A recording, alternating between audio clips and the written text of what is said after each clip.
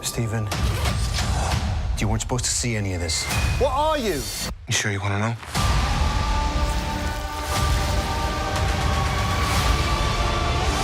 I can't tell the difference between my waking life and dreams.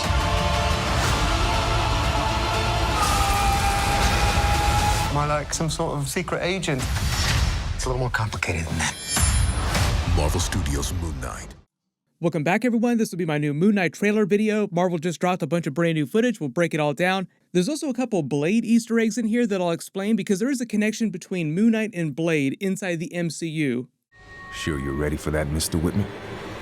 Episodes are dropping really soon. I'll be doing videos for all of them, so be sure to subscribe to get them if you're brand new to my channel. We're also doing a Spider-Man No Way Home giveaway for the digital release because they're releasing it this week. All you have to do to enter is be a subscriber and leave your favorite Moon Knight Easter egg on the video. A lot of you asking if Moon Knight would ever cross paths with Spider-Man because they're both kind of like ground-level heroes. They both do have a measure of special powers, although Moon Knight technically would be more powerful than Spider-Man as long as he's under a full enough moon.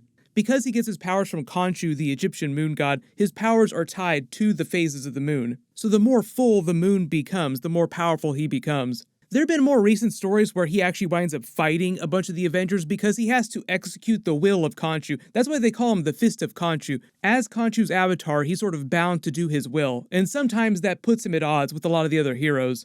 Because Khonshu, funny enough, played by F. Murray Abraham, or at least voiced by him, obviously he's not going to be in the costume because it's all motion capture. Khonshu is a very capricious god. He is very jealous and he hates all other gods for the most part. The whole idea, though, is that Mark Spector, Moon Knight, tries to use his powers to help people, oftentimes in spite of the things that Khonshu wants him to do. The god Khonshu does not care about making the world a better place. Usually he's just worried about himself, his own position in the cosmos, and larger cosmic problems. But the really cool thing that they do with this new trailer footage is give us a bunch more scenes showing you the group dynamics inside his own head as the different personalities speak to each other. Now, so far in all the trailers, we've really only seen two different personalities. Stephen Grant and Mark Spector, like the two of them are talking to each other in this trailer, and Mark Spector has surfaced and is explaining everything to Stephen Grant. So when they're talking to each other inside this cell, he's seeing a reflection, but he's actually just imagining himself seeing a reflection speaking to him. The name that Marvel gave this trailer is Mercenary because Mark Spector was a mercenary before he became Moon Knight. I'm assuming this scene is happening later during episode 1 because the director, the producer said that when the series picks up like at the beginning of episode 1, he thinks that he's Stephen Grant and he only learns the truth about Mark Spector and his backstory, Moon Knight, later in the episode. Like he wakes up as Stephen Grant and weird things start happening. He starts noticing little clues, little references, and then things get crazy. And eventually the Mark Spector personality surfaces inside his head and then explains everything to him about how he became Moon Knight. No, we're really Mark Spector. We just created you, Stephen Grant. Also, when he's inside this cell talking to himself, it's the same cell when he's doing his own version of a superhero Hulk out moment, activating his Moon Knight powers in the other trailer by switching between personalities. You also notice during this other trailer footage, there's a GRC advertisement on the bus in Egypt where this is taking place. That's the Global Repatriation Council that was featured during Falcon and Winter Soldier. They're like the international organization dedicated to sending everybody back to their original countries of origin after the blip in Avengers Endgame. The whole idea is that after the snap in Avengers Infinity War, half the population vanishes, so everybody all over the world slowly migrates to different countries and bands together for support for resources, and when that happened, people moved into a lot of other people's homes who had been snapped because they didn't need them anymore. They had a big joke about this at the beginning of Spider-Man Far From Home when Aunt May was like, I just came back in this apartment and the wife thought that I was the husband's mistress. So after the blip, when everybody came back, all those blip people wanted their old stuff back, their old property, their old homes, and so on. So Galaxy Brain's solution was to send everybody back to where they came from, which obviously didn't work out the way they wanted it to. The way that Falcon and Winter Soldier portrayed the GRC is they were very antagonistic, very ineffectual, not necessarily evil, but not good either. It was the whole reason why that Flag Smasher group formed, stole the Super Soldier Serum, and was going around hurting the GRC, stealing all their supplies and giving it to other people who really needed them. If you remember all the Spider-Man Far From Home passport Easter eggs for Spider-Man's character, they did the exact same thing with Mark Spector Moon Knight. So if you look at his passport here, the birth date that they list here, March 9th, 1987, is actually a reference to Oscar Isaac's birthday in real life. He was born March 9th. The year of his birth, 1987, was the year that Marvel Comics had Moon Knight join the West Coast Avengers, and we know that Moon Knight will eventually join the Avengers at some point in the future, like Avengers 5 or some future Avengers movie after that. There's a couple other crossovers that he'll have in Marvel Phase 4 before that, which I'll talk about in a second, getting to the Blade of it all and what's going on with Kit Harington's Black Knight character. He got his current passport December 14th, 2018. That also means that he was not snapped by Thanos because the snap happened earlier in the year during 2018, so he would not have been able to get this passport if he'd been snapped. It expires in 2028. That's just because US passports typically have a 10-year renewal cycle. They haven't fully explained when Moon Knight takes place in the Marvel Phase 4 timeline, but unless they say otherwise, I'm assuming it just takes place several months or a year or so after the events of Avengers Endgame, like at some point during 2024.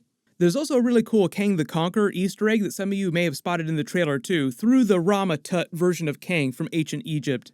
A lot of people asked if there's going to be any kind of Kang cameos during this series. I do not think that Kang is going to show up during Moon Knight. There's just a tangential connection because of Kang's backstory in the MCU.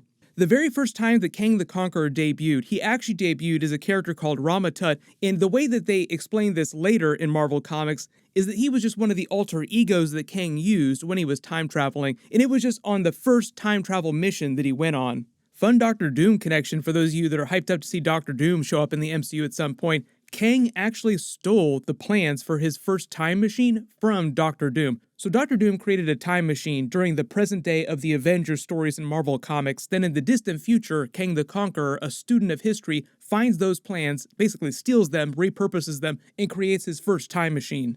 But he went back to ancient Egypt and set himself up as this pharaoh ruling over Egypt, calling himself Rama Tut.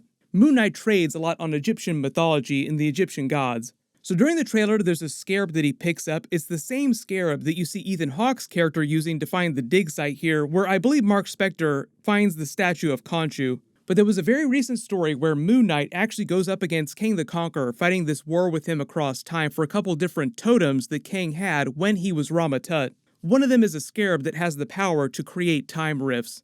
Now, I think this scarab is going to be a little bit different, but we're just bumping up against a lot of the Kang mythology. And bringing the Easter eggs full circle, Oscar Isaac, you'll probably remember as Apocalypse in the Fox X-Men movies, the Fox Marvel Universe. When Kang got tired of ruling over ancient Egypt and set up Apocalypse as his successor. So because we're trading so heavily on Egyptian mythology, I'm hoping they make a couple sly references and winks at Apocalypse during the Moon Knight series just because of Oscar Isaac. I don't think we're going to see a ton of Kang the Conqueror stuff until we get to Ant-Man 3 Quantumania. Like, that's supposed to be the first movie where you really see him as a big character in the MCU. The version that we saw during the Loki series was actually just the He Who Remains version of Kang. Just another variant, but based more on the Immortus version of Kang, like Kang at the end of his timeline who become less evil. I know we have the Multiverse Illuminati coming up during Doctor Strange Multiverse of Madness, so people are wondering about the Council of Kangs. We have the Council of Reeds in Marvel Comics. A lot of multiverse going on during Marvel Phase 4. But the way the showrunner and the producers talked about the Moon Knight series, they actually said that it wasn't directly connected to a lot of the bigger, crazier stuff that's happening in Marvel Phase 4 right now, and I think they were mostly referencing the multiverse stuff. But the brand new Werewolf by Night character is supposed to appear during Moon Knight because Moon Knight debuted for the first time in a Werewolf by Night story. So like there's a close connection between those two characters that goes way, way back. And they just confirmed that Mahershala Ali's Blade character is supposed to show up next in the Marvel Universe in the Werewolf by Night special one-shot that they're doing for Disney Plus this Halloween. My early theory with all these darker crossovers, though, between Moon Knight, Blade, Kit Harington's Black Knight, Werewolf by Night, is that they're doing them this way probably because Moon Knight, Werewolf by Night, and Kit Harington's Black Knight will all appear during the new Blade movie. Like, you have the Eternals post-credit scene where you hear MCU Blade, and you're seeing Kit Harington pick up the ebony blade, but he's about to become the Black Knight. Then you learn about the Werewolf by Night character during the Moon Knight series, or you get a teaser for him, and then during the Werewolf by Night special, all the characters come back and they tease another big crossover, which they pay off in the Blade movie. If you spotted any other Easter eggs in this trailer that I didn't talk about in the video, just write them below in the comments. We're getting Moon Knight episodes in a couple weeks. I'll be doing videos for all of them. Make sure you have alerts enabled for my channel so you don't miss those.